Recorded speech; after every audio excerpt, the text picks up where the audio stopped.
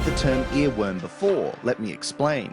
Have you ever had a moment when you realise that you have a small loop of a song stuck in your head and it's impossible to get your brain to skip over it? That's an earworm.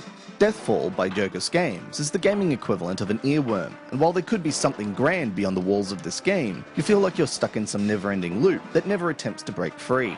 The journey you take in DeathFall is a surreal one, but easy enough to pick up. You control a skull that smoothly slides back and forth across the screen as you tilt, and various random objects, or relics, can be collected, awarding players with a temporary bonus for extra points if you collect a series without missing any.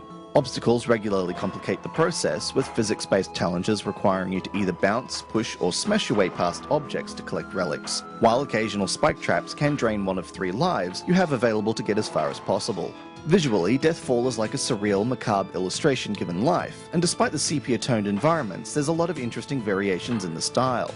Unfortunately, the sum total of DeathFall's gameplay ends there, with players taking their time or blitzing their way through levels, with little penalty or incentive either way, and once you've made your way through the 4 available levels, you'll loop again, only with more obstacles to avoid. This slow-paced gameplay quickly becomes tedious, and the largest hurdle to overcome is trying to remain patient as you speed past puzzles in favour of reaching levels that provide more of a challenge. DeathFall is a beautiful experience that's elegant in its execution, but its surreal style lacks context or any sense of reward for progression, making it an easy game to put back down after only a few playthroughs.